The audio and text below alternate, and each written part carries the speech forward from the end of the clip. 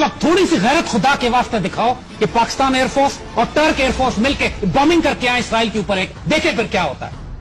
उसको धमकी दे, बेगैरत और बुज़दिल है वो यहूदी, वो सिर्फ बच्चों और औरतों पे बॉम्बिंग कर सकते हैं। पाकिस्तान की सिर्फ मौजूदगी एक थ्रेट काफी है हमारा कि हम तल अवीव पे 2 बम मारेंगे जाके, तुम्हारा दिमाग टेक कर देंगे अगर तुमने ये बमबारी फलस्तीनियों पे ना रोकी तो। लेकिन पाकिस्तान तो अपनी जंग में मुब्तला है, ऐसी बात पराई जंग में क्यों जाएगा? बात ये पराई नहीं है जंग, ये हमारी जंग है। ये कोई पराई जंग मत, रसूल की जंग पराई नहीं होती। हम एक वजूद की मानते। याद देखें पाकिस्तान एयरफोर्स का हम आपको कैरेक्टर बताएं क्या है। सिर्फ हमें अगर क़यादत हमें इस तरह की मिल जाए, हमारे हुक्मरान इस वक्त इतनी करेज, जुर्रत और गैरत अगर दिखा सकते, अस्तगफिरुल्लाह, हम शर्म से डूब मरने का मकाम है इन हुक्मरानों के लिए। एक मरतबा इसराइल का थ्रेट आया कि इसराइल पाकिस्तान के कहूटा प्लांट पे हमला करने के लिए आ रहा है। पूरी पाकिस्तान एयरफोर्स को अलर्ट किया गया और उस वक्त कंटीजेंसी प्लानिंग की गई, बनाया गया कि अगर इसराइल ने कहूटा पे हमला किया तो हमारा रिस्पॉन्स क्या होगा। उस वक्त ये डिसाइड किया गया कि हम भी जाके डिमोना के एटमी प्लांट पर हमला करेंगे। इसराइल के डेजर्ट में उनका एक एटमी प्लांट है, उनका कहूटा जो है उनका डिमोना का प्लांट कहलाता है, मगर इसराइल हमसे बहुत दूर है। और पाकिस्तान से अगर F-16 उड़ते हैं हमारे, तो वो सिर्फ 1 वे फ्लाइट कर सकते थे। वो जाके डिमोना पे बॉम्बिंग कर सकते हैं, उसके बाद क्रैश कर जाएंगे क्योंकि फ्यूल खत्म हो जाता उनका, और हमारा पायलट डेफिनेटली या शहीद होता या इसराइली उसको कैदी बना लेते या समुद्र में डूब जाता हो। तो उस वक्त वॉलंटियर्स मांगे गए पाकिस्तान एयरफोर्स। कहा गया कि जी 1 वे मिशन है, हमें वॉलंटियर्स चाहिए। जेन्युइन थ्रेट था, ये मजाक एक्सरसाइज नहीं हो रही थी, कोई हाइपोथेटिकल बात नहीं थी। हमारी एयरफोर्स रेड अलर्ट के ऊपर थी, खतरा था। हमें 84 की बात है, में खतरा था इस बात के ऊपर कि इसराइली हमला करने के लिए आ रहे हैं। और यकीन करेंगे कि हमारे पास उस वक्त सिर्फ 40 F-16 थे और 40 के 40 पायलट्स ने हाथ उठा दिए कि हम 1 वे मिशन पर जाएंगे।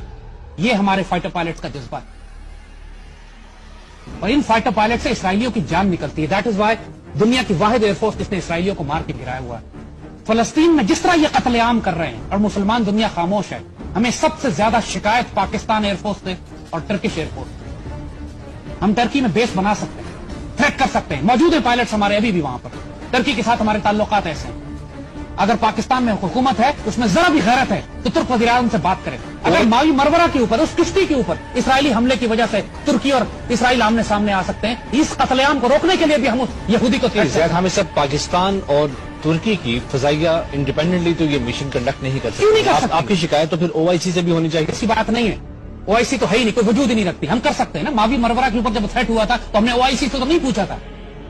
तुर्क एयरफोर्स इसराइल के खिलाफ उड़ी थी, हम शामिल थे उनके साथ। जब पाकिस्तान अंडर थ्रेट आता है तो कौन से मुस्लिम ममालिक पाकिस्तान को सपोर्ट? कोई ना आए हमें सपोर्ट करने के लिए, लेकिन हमारी जिम्मेदारी है कि जब फलस्तीन के बच्चों की हिफाजत हम करें। हर मुसलमान मुल्क के पास अपनी आर्मी, नेवी, एयरफोर्स है, वो डिफेंड कर रहे हैं अपने आप को। फलस्तीन के पास क्या है? एक लम्हे के लिए सोचें कि अगर आपके बच्चे औरतें वहां पे होती, कम से कम पाकिस्तान की फौज की तरफ से, कम से कम पाकिस्तान की हुकूमत की तरफ से ये थ्रेट तो जाना चाहिए उन बेगैरत इसराइल। देखिए, उन्होंने आपको माफ तो करना नहीं है। आप उनको थ्रेट दे या ना दे, वो तो आपके दुश्मन हैं ही। उन्होंने आपको जब मौका मिलेगा हमला करना ही है, मारना ही है। वो इंडिया के साथ मिलकर भी आएंगे आपके ऊपर। तो जो खुला दुश्मन है, इतना दूर बैठा हुआ है, जो आके हमला भी नहीं कर सकता डायरेक्ट आपके ऊपर, जब तक कि वो इंडिया को इस्तेमाल ना करे या खवारिज या दहशतगर्द ना भेजे, उसको थ्रेट करने में क्यों डरते हैं आप तुर्की से बात करें, खुल के बात करें। आपको सऊदी अरब बेसिस नहीं देगा, जॉर्डन बेसिस नहीं देगा, आपको कोई और मुसलमान